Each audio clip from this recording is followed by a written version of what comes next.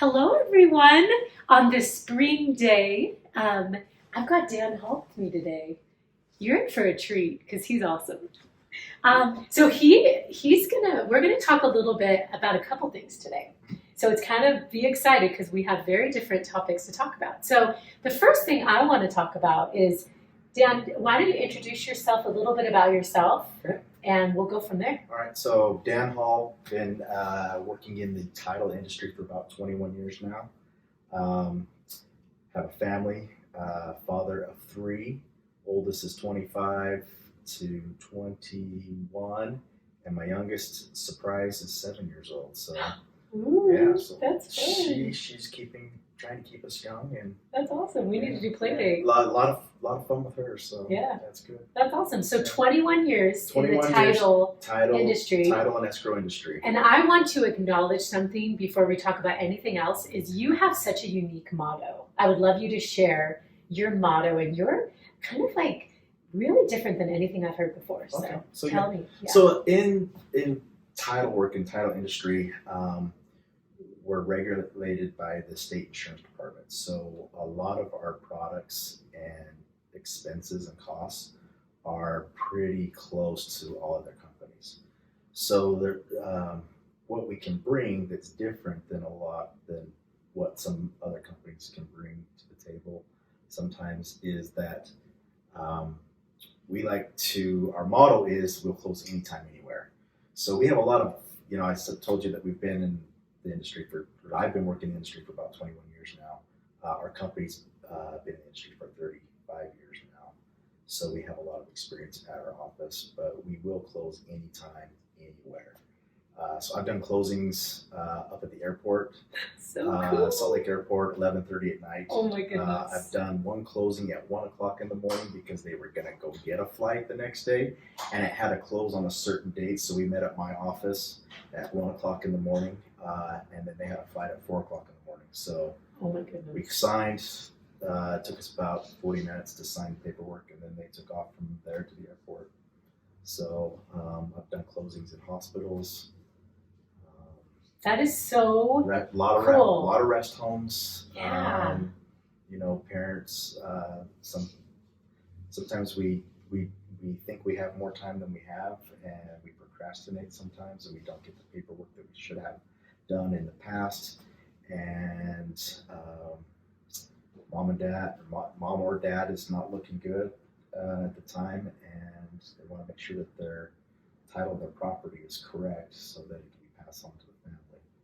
That is so yeah. cool. I mean, from my experience, it was like you come to my office at this time, and if you don't come, you're out of luck. Yeah, That was my experience. And, especially nowadays, we're all busier, right? Yeah. We work with a lot of professionals too. Doctors, dentists, lawyers. They're really busy. Yeah. All of us are busy. Right. So we will come to your home. We will come to your place of business at a lunch break for you, and just do all the paperwork right there in your office. That's so awesome. I'm a notary. I have a mobile notary as well. We have a RON notary, so I can do online notaries with people across the country. So if you have somebody that's in Florida but they're selling the property here in Utah, I can do my RON notary and do it all online. That's while so they're still cool. in Florida. So the industry's changing. Mhm. It's evolving with technology, Yeah. and making it a little bit easier to get transactions done. That's so great. I mean, that alone to me is so unique and so refreshing. So when I heard that, it made me so excited, and I want everyone to know. Anytime, anywhere. Yeah, So, that's rad. Yeah. And so okay, for us that don't really know, forgive me for not having all the knowledge. And I think a lot of people are in this boat. What is title insurance? What is it? So title insurance is insurance. Yeah. Right. So when you think about insurance, everybody always hates insurance, right? Because you pay this money, and then, It's like you're wasting your money. Yeah, but you don't feel like you're wasting your money if you need to use it, right? Mm-hmm. You're always thankful that you have the insurance when you need it. Very true. Not very thankful that you're having to pay a premium monthly or yearly every single year. Title insurance is different than that. Title insurance is a one-time charge There's two different types of title insurance. There's an owner's title policy insurance, and there's a lender's title insurance policy. So a owner's title insurance policy is that when you buy a home, the seller, everything can be done in the contract on who pays for it. But traditionally, and in the contract, it naturally says that a seller will pay for the buyer for the owner's title policy. It's a one-time charge. And what that protects is that I'm getting what I think I'm going to get. I'm getting this house. There's not going to be any liens or any encumbrances or easements or clouds on title that someone's going to come from the past and come knocking on my door, say, hey, I own the 10 feet over there of your property and I'm going to take it now. Or I have a judgment against a previous owner and you're now the owner and it attached to the property, so I'm now going to collect that money from you. Or here's a big one, especially on new construction, is a plumber came in and did a bunch of work in the house, was never paid by the contractor. So now they come knocking on your door and say, I have a mechanics lien on your house. And you've seen this in the news. There's been a couple of news stories on this where, especially when we had the big construction boom right before COVID hit, that a lot of work was being done, but some of the contractors weren't on the up and up, and they didn't pay their subcontractors. I can't even imagine and so, people move into the house, and then they were getting knocks on the door because the contractor didn't pay the subcontractor, and they had a mechanics lien on the property, and now they were having to pay. So a title policy, if they get a homeowner's policy, will protect you for that. So, and there you go. The seller traditionally pays for that, typically pays for that for the buyer, and it's only a one-time charge. The seller pays for that. Then there is a lender's policy. If you have to get a loan on the house, you're going to a bank and you're going to get a loan for the bank, let's say for $200,000. The bank is going to require that you buy an insurance policy for them. It's not for the benefit of you, but the benefit of the bank, that this lien is going to be in first position. And first position is very important because they're the ones that have the most rights if there's a foreclosure. They're the first ones to be paid. If there's a second mortgage or another lien and so forth, those will be paid out, but they're going to be paid out in the order of their lien rights. That makes sense. So a bank will require that. And they're going to require that they're in first position so that if you're not making your mortgage payment, they can come in and foreclose on the property, get the property back, and be made whole by hopefully the equity that's in the house compared to what is owed to the bank. That's why banks will usually lend up to 80% of the home's value. Sometimes up to 95% in different products, but that's interesting. I never really knew. So two different types of policies. A lender's policy is paid by the buyer. So it's cheaper than an owner's policy because there's not as much exposure there because we're only ensuring that it's what position the lien is in. Whereas a homeowner's policy, it could be 30 years ago that there was something that happened with the property that somebody's coming back and trying to make a claim. I mean, I guess it's better to find out before you buy your house. Well, and that's what we do. So my job really, I look at I'm doing genealogy work of property. Interesting. So I'm going back through the books, back to the time when Brigham Young gave out the property here in Utah to everybody, and as it's divided out. Interesting. I'm the one that goes back and researches it back to what's called patent, back to the beginning. And interesting. Find out everything about your property. So what led you to title? That's interesting. So I wasn't in this industry. I was in the computer networking industry. I wasn't looking for a job and so forth, but my father-in-law had a close friend that owns the title company that I now own, and needed a new employee, wanted somebody to be able to train to take over when he was going to be done at some point. And he knew of me, but I didn't know him. I knew of him, but didn't know him really well. But he was a friend of my father-in-law, and he said, "Just go interview." I said, "Well, I'm not interested in that." But he said, "Just go. For me, will you please just go interview with him?" And so I did. I went and interviewed with his name's Wayne Tanner, and he talked about what title was, and that's kind of interesting. And then I left, and he interviewed me a second time. So I came back in and interviewed a second time, and made me an offer that was better than what I had right now, and said, these are some of the things that you could do with this and so forth. And so 21 years ago, I jumped on board, and from there, I learned. So there's two different licenses that a title company needs. They need a escrow license and a title license. So you're an escrow officer or a title officer, and the title officer is the one that actually searches the property, does the genealogy work of the property, and will go back and search everything, make sure that the lines all match up, that you have access to the property, what types of liens are on the property, easements, anything that's pertinent. Have taxes been paid?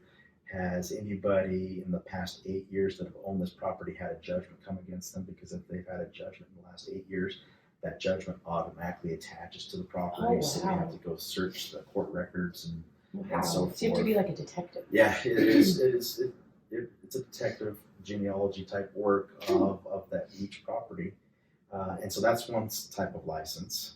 The second one is the escrow side, where is the money. So we collect the payoffs, HOA payments, mortgage payments, and put all the numbers together and put it on what's called a closing disclosure or a settlement statement, which has all the numbers listed out, both buyer side and seller side, gets us down to one in dollar amount on what's going to go back to you as proceeds or what you owe. Cool. As a buyer.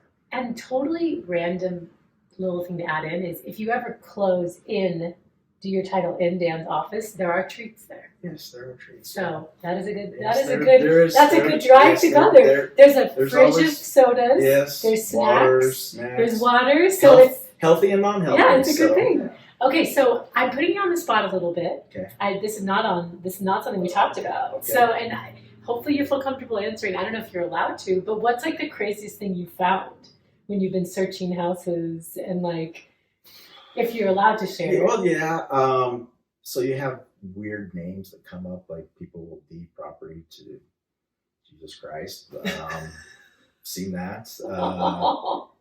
There has been some very, these have been blotted out of the books now, but when I first started, there was some racist, not a lot, but some racist things that were done in some HOAs, which is That's great. It's great that those have been blotted out. Now, you can't even go back and read them now, but when I first started in the industry, it was right there. Because it was 21 years ago. Yeah, it was right there in the books, but you can't even read that kind of stuff now. That's good. Yeah, they've gone back and corrected all that, That's which good. shouldn't have ever been there in the first place. But the craziest experience I've ever had was at the closing table using my escrow license. I had a couple that came in, and they had a realtor that represented them as well. And they came in, and we were signing all the documents. And it was a husband and wife that came to the table and signing all the documents. And then at the end, I have to ask for their IDs, because as a notary, I have to have the IDs to make sure that they are who they say they are. Mm-hmm. And when I got the wife's ID, the name did not match on the driver's license. Uh-oh. I mean, first name and last name did not match. And I said, "Is this your driver's license?" And she said, "Yes." I said, "Well, this doesn't match the name." She was trying to play off as the wife. She was the girlfriend. And so the husband and girlfriend were there trying to sell the house without... Oh man, that was a good catch. Without the wife knowing. That was a good catch. So they were separated. He thought he could go sell the property, take all the proceeds. The realtor didn't know. Oh, And so the whole they thought they were about to make it. They were so close, but the whole transaction just blew up right there. Good catch. Then it went to the courts after that. So That's a doozy. That's a doozy. It was an interesting. See, title can be exciting. Yeah, that was the craziest one. So, okay, my last question in this segment, Dan, is what do you like the most about your job?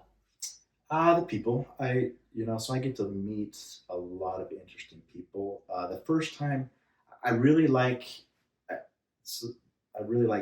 doing first-time home buyers because I can explain a lot more, and I get a lot of comments back from realtors and loan officers saying, "Hey, that was really great," because and I usually ask people when they come in. Oftentimes, if they're really young, you can kind of tell that this is probably their first time that they've ever done it, and they're really nervous because there's this big stack of papers that they're having to sign and so forth. You feel kind of like a celebrity for a little while. Yeah. So they're signing so much, right? And so, but they don't know what they're signing. So I explain it a lot more than I do if someone has done this 10 times. Yeah. If it's somebody's done it 10 times, they know a lot of the paperwork, and we'll sit there and just kind of talk as I'm putting papers out to them. Appreciate that. And we just kind of, because either we have a relationship already or they've done this 10 times, they know what they're signing and so forth. And it's a contract of adhesion, meaning you have to sign all the paperwork exactly how they say. They'll give you the money. If you don't sign all the paperwork exactly how it says, they won't give you the money. So either you sign it or you don't sign it. And all the documents are really in the protection. It's heavily regulated by the federal government. They want to make sure that the consumer is protected. That's good. Especially since the downturn of 2007, there's a lot of protections that have come in to protect the consumer. That's good. And so it is good. But I like just being able to meet new people and just all kinds of conversations. Yesterday, I had an older gentleman that was in my office, had a bunch of property in Duchesne County, and we just got to talking afterwards, and he brought so he's 84. He brought his mom and dad's cabin back to the original spot that it was because he was able to buy it from where it was moved to. And as they took it down, it was a log cabin. They took it down log by log where it was moved to. And when they brought it back, they found a bunch of different things that mom and dad left there. In fact, mom left on one of the boards one of her recipes for cinnamon bread. And so it was written in her handwriting right there on the board. And so he and his wife were able to get that recipe. Now, the interesting thing about the recipe is that it said to cook it for 40 minutes, but this was with one of those old ovens that you put wood in, and you don't know how big the dampener is and so forth, but it didn't have any of those instructions on it. So it's kind of hard to replicate exactly how that recipe was because of the times that the recipe was done. But that's so special. So you get to hear a lot of different interesting stories and so forth. So that's what's fun. I really appreciate how much you take it to heart. Like, you make it about relationship, you make it about people, and I think that sets you apart. I really do. So I like it. Thanks. So cool. Well, anything else you want to say about title before we move on to the next topic? We're good? We talked about title, we did good. Yeah. Okay, so next one is kind of cool that Dan's open to talking about this, because there's a lot of, you maybe have heard of investing in real estate. Maybe you've heard of it before. Maybe you've considered it. Maybe you've heard horror stories about it. But Dan, I would love for you to share your experience in the value of investing in real estate. And your experience with it. I mean, so I didn't know a lot about real estate before I got into the title industry, right? So, but since being in the title industry, the man who brought me into the industry, Wayne Tanner, had bought a lot of investment properties, multifamily homes. And so 13 years ago, he helped me get into my first multifamily fourplex, and was always teaching me, hey, this is why you do this, is get in.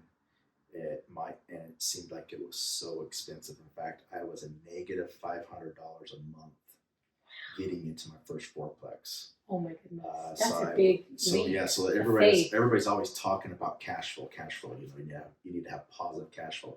I was a negative $500 cash flow on my very first transaction. So um, but I knew that it was a forced savings plan that would basically got me into the game, right? So it got me in to be able to buy my first fourplex, and I knew eventually rents would go up enough that I wasn't a negative cash flow. So it was a forced savings plan on me, but it was able to get my foot into the door, and I've been able to turn that one fourplex, so 4 doors into 31 doors now in 13 years. That's so, incredible. And it started with that one. Yeah. And it was negative cash flow, but I was able to make that positive cash flow eventually, and then save up enough money from that and pull the equity from that one and buy my second property.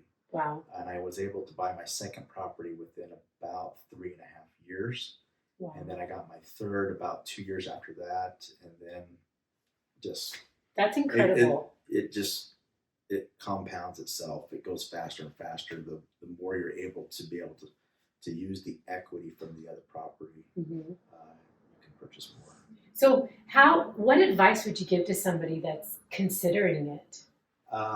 The absolute easiest way to do that is if you are able to live in a multifamily property, whether it's a duplex or a fourplex, because there are government loans out there that will lend up to 95%. What about Richard? My husband and I were just talking about, first-time home buyers, especially with how much everything has increased. It's getting more and more difficult. But what if somebody was single? Do you think they could do something like that? Like have roommates? Absolutely. What advice would you give? If you're single and you want to get a multifamily property, absolutely, you can have a roommate. Yeah. They'll pay your mortgage for you. They'll totally pay your mortgage. Yeah. Another one too is for families is being able to find a house. You need to find certain cities. Some cities are more favorable to be able to do this, but you can find a house that has an apartment in the basement. Yeah. I talked about Wayne earlier. All of his kids have bought a house that has an apartment in the basement, and that pays for half to 3/4 of the monthly mortgage. That's amazing. So it's cheaper than rent. Yeah. So, and that's what he always tells them. If you're able to put enough money, put 10% down, then your mortgage payment is being paid. Half of that is being paid by your tenant downstairs, and it's cheaper than where you could rent a place. Yeah. Well, and now you're getting equity. Yeah. When I bought my first condo, my dad was able to co-sign with me, and I had roommates. I had 3 roommates. They pretty much paid my mortgage. Yeah. And then when I got married, my husband and I lived there, and then we sold it, and we had enough money to buy this house. Yeah. So it's like, that's a really good tool for any of you that are feeling like it's impossible to buy a house because everything's gone up so much in price. This is a way to do it. And I'll tell you this, every single time I buy any property, I'm always scared. Yeah. I mean, even to this day. Yeah, even after 31 properties. Even after how do you 30, feel? Like even you can't after, breathe and you're just nervous. I'm always thinking, this is so expensive. Because you're thinking back of how my first property that I bought, my first fourplex, I got for $315,000. Yeah. Now they're going for $900,000, $950,000. when your mind can't quite comprehend all of that sometimes, it's so expensive. But when I look back 2 years later, man, I'm sure glad I bought that one. I did, because now the price is this amount. Yeah. So the earlier you can do it. Yeah.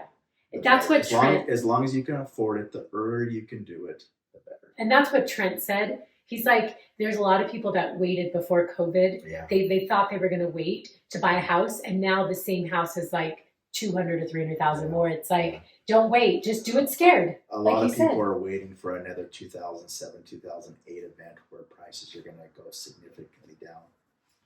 I don't really think that's going to come to play. It doesn't, and it's not instant, right? You don't get this. You have to think of it as long term. Oh, absolutely. You know what I mean? Yeah. This is not a fast thing. And we're in a society that's like, get rich really fast. Yeah. This is not a get rich This is fast. a long game. This is a long. Yeah. Yeah. This is, How many years are you doing this? When did you? I started about 14. I think it's about 14 years old. So I got my first 14 investment years. property. Yeah. But 31 properties in 14 years. 31 doors. That is. I hope you guys this is gold. Dan, thank you for talk about an abundant mentality. Thank you for sharing that, because I feel like whoever heard this today that needed to hear this might be the thing that's gonna change their life. Yeah, absolutely. Change it for property. their family. Property is a great thing to do. Yeah, I love it. Okay, last segment. This is probably the most fun thing to talk about for Dan. What do you love? We're in a networking group, we're in a mastermind group together, and Dan often comes to work in pickleball clothes. He has full on. I was expecting maybe that you would come in your pickleball. No, I didn't play today, so I played last night. So tell us about how long have you played it? What do you love about it? I grew up playing tennis. My dad was the tennis coach at Brigham Young University, so I played tennis all growing up, and then played some tennis when I got back from my LDS mission, and then I was invited to play pickleball. Well, actually, we went on a family reunion, and there was a pickleball court at the place we were staying at, and so all my brothers grew up. I'm the oldest of 5 boys, and we played this pickleball. My brother Tim, who's just younger than me, none of us knew how to play pickleball. So he taught us how to play pickleball, and it was at this house. And for that week, we played nonstop. It was a lot of fun. But after that reunion, I didn't play again. And then I was invited by a tennis friend to come out to some new courts that were built here in Orem, outdoor courts, and just invited me to come play again. And I thought, this is so much fun. And I played pretty well, and they were some pretty good players, and I played pretty well, so I felt really good about it. And they kept inviting me back, and I just kept coming back and kind of moved past their abilities and started playing with some other players. Just gone from there. So fun. It's a lot of fun. So what do you like most about pickleball? It's an adrenaline junkie's best dream, because tennis is fun, but it's different than pickleball. Pickleball is a lot of adrenaline because you get at these net battles where the ball's just going back and forth really, really fast. So you're just, it's going slow, and then it goes, and then somebody will try what's called a speed up, and they'll hit it really fast. And if you're able to block it back, you get into this battle where the balls are going back and forth really, really fast. And it gets your heart rate going really high, and it's a lot of adrenaline, and it's fun. And sometimes you get hit with the ball, it stings a little bit, but then, cool. There's a lot of fun. Made a lot of friends with pickleball. Oh, so it's good networking. And the pickleball community is the best community I've ever been a part of. Wow. They're very interesting, inviting to everybody. They will all help everybody, no matter whatever your ability is. Everybody's always willing to help somebody to get better at pickleball. That's cool. They're always, allowing you to play with them. And the reason why I think pickleball is exploding across the country is everybody can do it. Whether it's grandma and grandpa at a family reunion with the young grandchildren, grandma and grandpa can get on the pickleball court, because the pickleball court is about 1/3 the size of a tennis court, about 1/4 the size of a tennis court, and they can actually have fun. 80-year-old grandpa can have fun with 12-year-old grandson or granddaughter, and they can have a fun game. And that's why it's exploding, is because everybody can have fun together, no matter the abilities. You're making me want to play it. I think I might need fun. to come. Where do you play it at? So I'm part of a club that is a membership club. There's a lot of free courts. I see them all around. Cities are putting them up everywhere because it's just exploding. Yeah. And the demand is really, really high. That's cool. I started playing in all of the free courts. but it was hard because demand was so big. You would go out and you'd play, and then you'd have to wait 10, 15 minutes to play another game because the demand was there. It's getting a little bit better because cities are building more and more courts all the time. That's good. Communities are building courts. HOAs are building courts. That's And then awesome. there's a lot of private companies that have come in and built indoor courts. So at the club here at Club USA Pickleball, here in Orem, that's right by Walmart, just off of University Parkway, they have 15 indoor courts. Cool. So we can play year round. Nice. And it's not very expensive. It's so for an hour it is $2 per person. Yeah, not bad. For an hour. So I play 3 hours usually in the morning. Wow. Before work. So go from 5 to Good 8. for you. 5 in the morning. That is dedication to 8 o'clock. Yeah, but That's why he comes in his pickle. It's only a mile and a half outfit. away from my house, so it's great. So, That's awesome. but yeah, that's why I'm in my pickleball clothes a lot in That's the morning. great. I love it. Well, if you haven't played it, you should play it. I'm totally Everybody going should to. go out and play pickleball. I know. I want to start. Like it's on my list. Good so. exercise. Yeah. That's cool. Kind of low impact on the body. Yeah, like you So- said, everyone can do it. So Yeah, that's a everyone can nice do it. sport Yeah, it where is. there's no one's judging yeah, you. My 7-year-old's now playing. So. Oh, I love Yeah, it. that's Awesome. Well, Dan, this has been so fun. Yeah, it's been And great. so much gold. Everyone I'm sure is just going to be so thankful. And we'll put all of your content. That's why you better call Mandy.